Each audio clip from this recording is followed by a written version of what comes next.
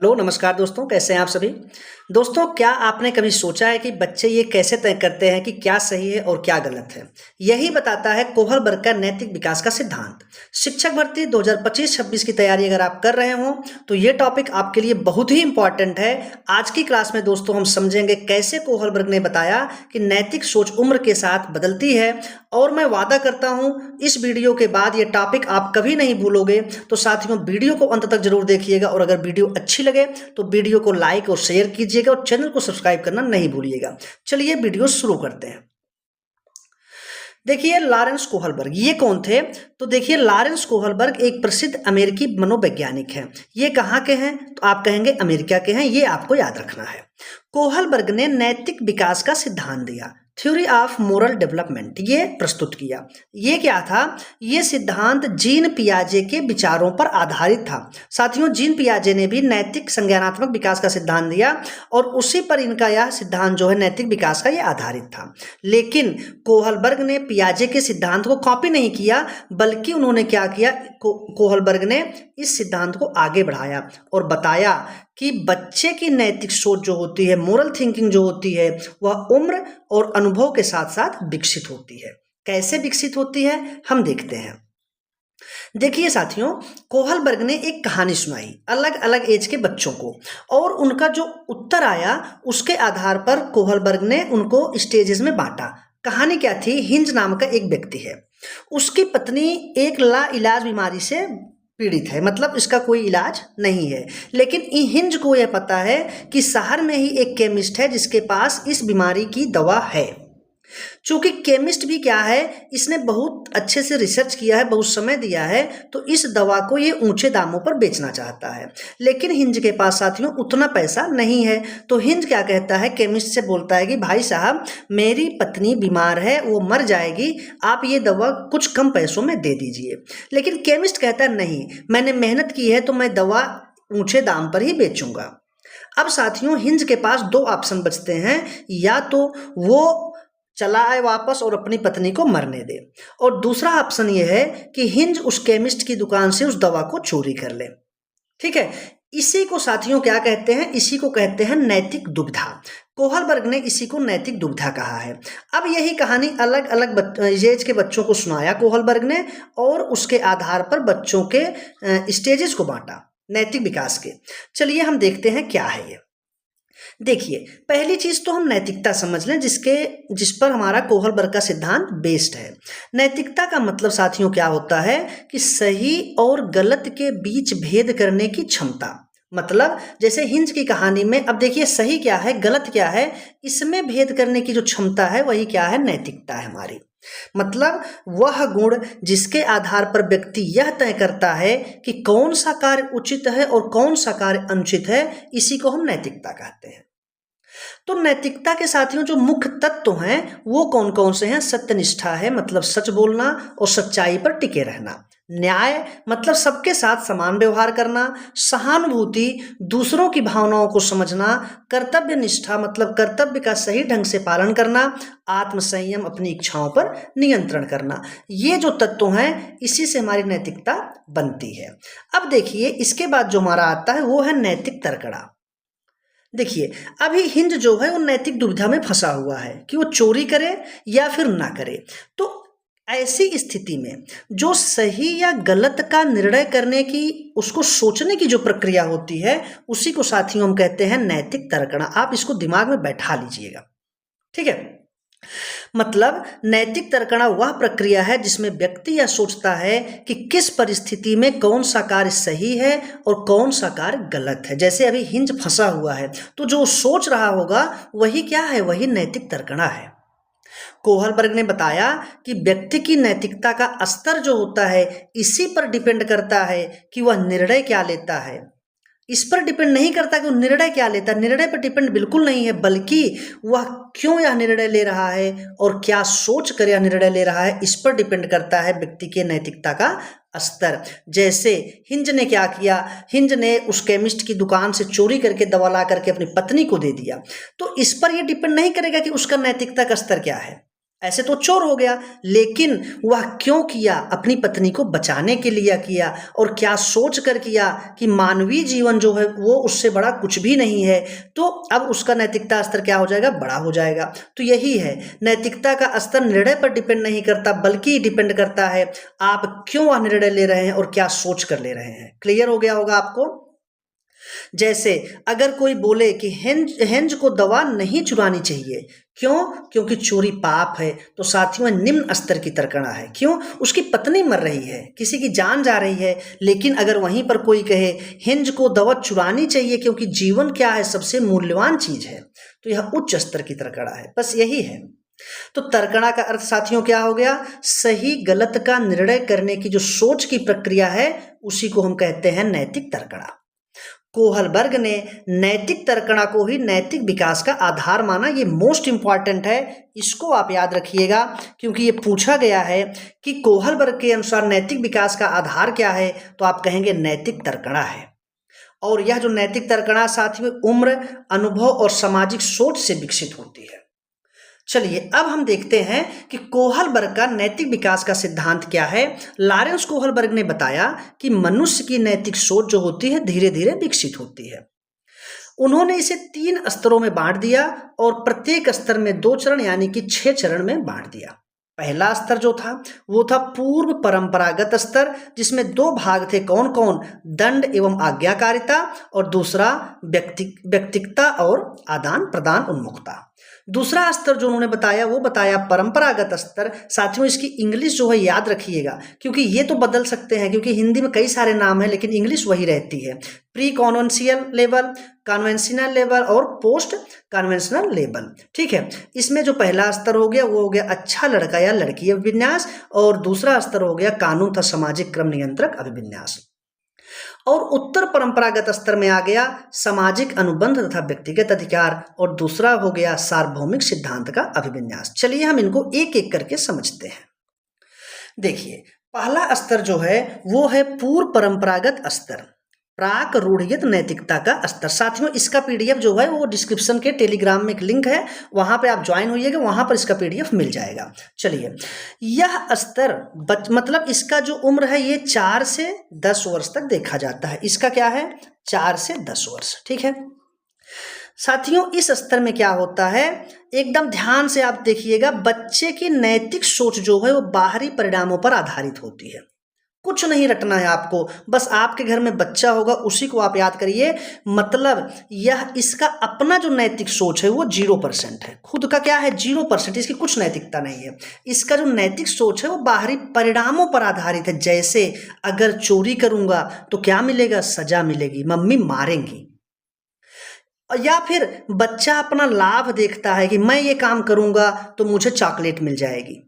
ठीक है, या सजा के डर से कोई निर्णय लेता है, ना कि समाज या नियमों की समझ से। उसे समाज या नियमों से कोई मतलब नहीं है साथियों, वो अपना लाभ देखता है या सजा के डर से कोई काम करता है। वो होता है पहला स्तर।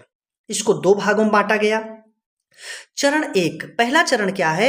आज्ञा और दंड अभिविन्यास। नाम से ही स्पष्ट है, बच्चा गलत काम साथियों इसलिए नहीं करता है क्योंकि उसे सजा मिलने का डर रहता है।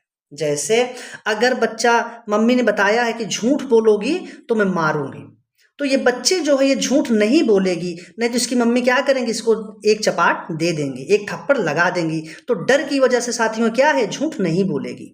पापा कह रहे हैं कि अगर तुम स्कूल नहीं जाओगे बेटा तो कल से तुम्हें पीटूंगा मैं, इसलिए कायदे से स्कूल जाना और वहां बदमाशी मत करना। तो बच्चा अब इनकी बातों से, इनके थप्पड़ के डर से जो है वो स्कूल भी जाएगा और स्कूल में जाकर के बदमाशी भी नहीं करेगा। तो यह जो नैतिकता हो गई साथियों क्या हो गई? आज्ञा और दंड अभिविन्यास।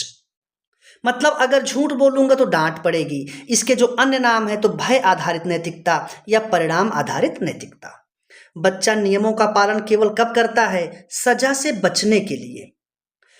उससे क्यों सही है ये मतलब नहीं है, मतलब अगर पापा ने बोल दिया स्कूल जाना है तो उसको ये समझ नहीं है कि स्कूल क्यों जाना है, इससे मेरा क्या फायदा, भी कोई समझ नहीं है, बल्कि वो पापा के डर की वजह से या उनके आज्ञा की वजह से स्कूल जाएगा। क्लियर हो गया? बच्चे को झूठ नहीं बोला, सच बोलना, इस बच्चे को नहीं पता है कि झूठ बोलने से क्या होता है, सच बोलने से क्या होता है, लेकिन मम्मी के थप्पड़ के डर से ये सच बोलेगा, झूठ बोलना छोड़ देगा। ठीक है, मतलब बच्चा ये सोचेगा कि मैं यह करूंगा तो पापा डांटेंगे, इसलिए यह काम नहीं करूंगा। मतलब उसको बाहरी परिणाम से डर होता है, खुद की कोई समझ, कोई नैतिकता नहीं होती। उम्मीद है साथियों आपको समझ में आ गया होगा। दूसरा चरण है, दूसरे चरण का नाम है व्यक्तिगत लाभ का चरण, साधनात्मक सापेक्षतावादी चरण, या लेन देन की नैतिकता, टिट फॉर टैट, मतलब जैसे को तैसा। यहां साथियों बच्चा अब क्या मानता है कि वही कार्य सही है, बच्चा ये मानता है वही कार्य सही है जिससे उसको खुद को लाभ मिले। जैसे दो बच्चे खेल रहे हैं, ये बच्चा जो है इसके पास गेंद है, इसको नहीं दे रहा है, ये आया बोला कि भाई गेंद दे दो, तो ये कहेगा मेरा क्या लाभ है, तो ये कहेगा मैं तुम्हें एक चॉकलेट दे रहा हूँ यार, मुझे भी खिला लो, तो ये इसको चॉकलेट दिया, इसने गेंद दे दी। मतलब कुछ न कुछ वो अपना लाभ लेगा तभी दूसरे की मदद करेगा। यहाँ नैतिकता का मतलब साथियों केवल क्या है, स्वार्थ है, मतलब खुद का फायदा है। सीधे सीधे समझिए, जहां फायदे की बात आए, जहां मतलब मैं तेरी मदद करूंगा तू मेरी भी मदद करे, मतलब पहले तुम करो तब मैं करूंगा, टिट फॉर टैट जैसा कुछ है, तो वहां आप समझ जाइएगा स्वार्थ विन्यास है, लेन देन की नैतिकता है।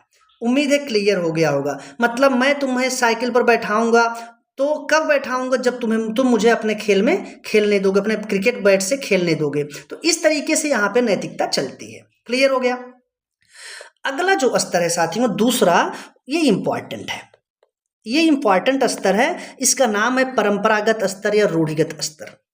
यह स्तर आमतौर पर किशोरावस्था से वयस्कता की शुरुआत तक देखा जाता है। मतलब आप कह सकते हैं ये जो है 10 साल से लेकर के 13 साल तक होती है साथियों। यहाँ बच्चे क्या सोचते हैं, यहाँ बच्चे सोचते हैं कि लोग क्या कहेंगे। अब उनको समाज से डर लगने लगा है, मतलब समाज में उनको अच्छा दिखना है, नियम क्या कहते हैं, नियम का पालन करना शुरू करेगा वो, मतलब समाज को क्या उचित लगता है, इन सब बातों को सोचने लगता है। यानी अब नैतिकता अपने लिए नहीं है, पीछे हमने देखा वो सजा के डर से था, दूसरा वाला स्वार्थ में था, लेकिन इस स्तर में हम देखेंगे कि नैतिकता अब किसके, समाज की स्वीकृति और व्यवस्था पर आधारित होती है। चलिए इनके दोनों चरणों को हम समझते हैं। देखिए साथियों, चरण 3 जो है वो कहता है कि अच्छा बालक या अच्छा बालिका अभिविन्यास। इसके जो अन्य नाम है पारस्परिक अनुकूलता, इंटरपर्सनल, सामाजिक स्वीकृति चरण, सोशल अप्रूवल स्टेज, अच्छा बच्चा नैतिकता, मतलब ये इसके तीनों नाम हैं। अब साथियों क्या होगा कि बच्चा अच्छा दिखने के लिए या दूसरों को खुश करने के लिए नैतिकता का व्यवहार करता है। मतलब मैं अगर अच्छा करूंगा, मैं अगर सच बोलूंगा तो मुझे लोग वाह वाह करेंगे, मतलब अच्छा समझेंगे। क्लियर हो रही बात। अब देखिए यहाँ पे संबंधों को महत्व देते हैं। इस स्टेज में, इस स्तर पे क्या होता है, जो बच्चे होते हैं वो संबंधों को महत्व देते हैं। अपने दोस्त को ये नकल करवा रहा है एग्जाम हॉल में, क्यों, क्योंकि कुछ भी हो जाए हमें नियम कानून से कोई मतलब नहीं, मैं अपने दोस्त के साथ ऐसा नहीं करने होने दूंगा, मैं अपने दोस्त को पास करा के रहूंगा। इस तरीके की मानसिकता हो जाती है। ठीक है, जैसे गंदे लोग चोरी करते हैं, इस तरीके से भावना इनके अंदर आती है। ये मतलब सीधा सीधा इतना समझिए कि समाज इनको अच्छा बोले, इसके लिए ये अपनी नैतिकता को दिखाते हैं। ये देखिए यहाँ भी वही हो रहा है कि अपने एग्जाम हॉल में अपने दोस्त को नकल करा रहा है, दोनों अपना कर रहे हैं। तो इस तरीके से नैतिकता कब आती है, अच्छा बालक या अच्छा बालिका दिखने के लिए। ये चरण 3 है। चलिए, मतलब दूसरों के लिए, अब दूसरों को खुश करना है, इनको समाज को खुश करना है, समाज के हिसाब से चलना है। अब चरण 4 क्या कहता है साथियों, विधि और व्यवस्था अभिविन्यास। इसके जो अन्य नाम है सामाजिक व्यवस्था चरण, नियम पालन चरण, कर्तव्य आधारित। अभी तक क्या देखा हमने, अभी जो पिछले इस चरण में था तीसरे में, यहाँ पर इनको रूल नियम से कोई मतलब नहीं था, इनको बस इतना मतलब था कि मैं नैतिकता इसलिए करूंगा जिससे समाज के लोग, आसपास के लोग मुझे अच्छा कहें, अच्छा समझे, इसलिए नैतिकता का पालन कर रहे थे। लेकिन चरण 4 में क्या है दोस्तों, चरण 4 में यह है कि कानून के हिसाब से चलेंगे। अब व्यवस्था गड़बड़ नहीं होनी चाहिए, मतलब नियम पालन होगा, कर्तव्य पर आधारित इनकी नैतिकता हो जाएगी। जैसे बच्चा सोचता है कि नियमों का पालन समाज के हित में जरूरी है, नैतिकता व्यक्तिगत लाभ या दूसरों की प्रशंसा से आगे बढ़ चुका है। जो अभी तक हमने देखा कि पहले तो वहाँ अपना दंड के डर से करते थे, फिर स्वार्थ पे आए, फिर दूसरों की प्रशंसा पाने के लिए नैतिकता करने लगे, लेकिन अब कर्तव्य और कानून पर आधारित नैतिकता हो जाती है। जैसे एक बच्ची है, वो अपने पापा के साथ जा रही है और पापा वहाँ पे रेड सिग्नल, उसके पापा आगे बढ़ने लगते हैं, बच्ची तुरंत टोक देती है, पापा ये गलत है, आप कानून नहीं तोड़ सकते। तो ऐसी जब मानसिकता हो जाती है साथियों, तो उसको हम कहते हैं चरण 4 विधि और अभिविन्यास व्यवस्था। ठीक है, मतलब अब नियम पालन होगा अच्छे से, कर्तव्य आधारित हो जाएगा, सामाजिक व्यवस्था चरण हो जाएगा। तो अब इसमें क्या होगा, अब मतलब हिंज की अगर बात की जाए तो वहां पर अगर कहानी सुनेगा वो बच्चा तो क्या कहेगा, बच्चा कहेगा कानून तोड़ना गलत है, कारण कोई भी हो, मतलब हिंज को चोरी नहीं करनी चाहिए थी, चोरी नहीं करनी थी। ठीक है, अब बच्चे के अंदर ये मानसिकता है। क्लियर हो गई बात। चलिए अब हम देखते हैं तीसरा जो स्तर है इनका कोहलबर्ग जी का, उसमें क्या है साथियों, यह नैतिक विकास का तीसरा और सबसे ऊंचा स्तर है।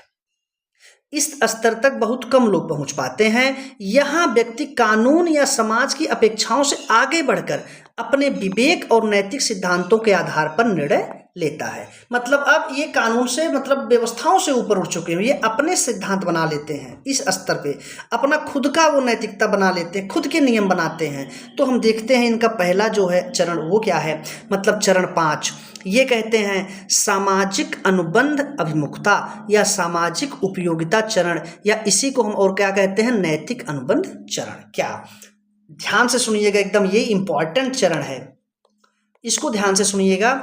कानून जो होते हैं वो समाज की भलाई के लिए बनाए जाते हैं।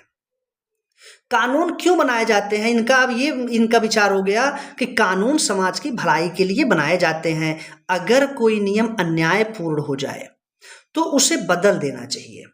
निर्णय कब होना चाहिए, किस पर आधारित होना चाहिए, समानता पर, अधिकार पर, समाज की भलाई पर आधारित होने चाहिए नियम। उदाहरण, कोई व्यक्ति है, कोई भी बच्चा है, जब अन्यायपूर्ण कानून के खिलाफ आवाज उठाने लगता है तो वो चरण 5 में आता है।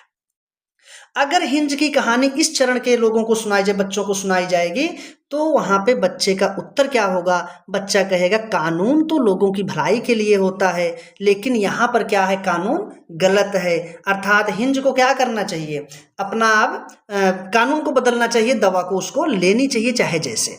ठीक है, उसको हिंज को पुलिस जो है अरेस्ट नहीं करेगी, क्यों, क्योंकि कानून तो लोगों की भलाई के लिए है और हिंज ने अपने भलाई के लिए, पत्नी के जीवन बचाने के लिए ऐसा किया है। तो ये चरण 5 है साथियों। क्लियर हो गया। अब देखिए जो चरण 6 है हमारा, वो है सार्वभौमिक नैतिक सिद्धांत अभिमुख। इसका एक नाम है, दूसरा नाम है नैतिक विवेक चरण, चौथा नाम है अंतरात्मा आधारित चरण, मानवतावादी चरण। यह सबसे ऊंचा नैतिक चरण है, सबसे ऊंचा है। यहां पर अंतरात्मा मतलब अपने अंदर की आवाज लोग सुनते हैं, कोई नियम कानून नहीं, कुछ भी नहीं उनके लिए। व्यक्ति क्या करता है, व्यक्ति अपने अंतर आत्मा और सार्वभौमिक मूल्यों के अनुसार कार्य करता है। न्याय और मानवता सर्वोच्च मूल्य होते हैं। कानून का मतलब ये कुछ नहीं समझते, ये क्या समझते हैं, मानवता होनी चाहिए, न्याय होना चाहिए, इनके लिए यही सबसे अच्छे मूल्य और सबसे ऊंचे मूल्य होते हैं। जैसे महात्मा गांधी जो थे वो ब्रिटिश कानूनों का उल्लंघन कर रहे थे, क्यों, क्योंकि उनको ये पता था, वो उनका मानना ये था कि अन्यायपूर्ण है ये कानून और इससे भारतवासियों को जो क्या हो रहा है, उनको न्याय नहीं मिल पा रहा है, इसलिए वो कानूनों का उल्लंघन करते थे। भगत सिंह ने क्या कहा, भगत सिंह ने कहा कि मैं फांसी पर चढ़ूंगा और मेरे फांसी पर चढ़ने के बाद पूरे भारत में जो बच्चे होंगे प्रेरित होंगे। तो ये एकदम चरम की नैतिकता है साथियों।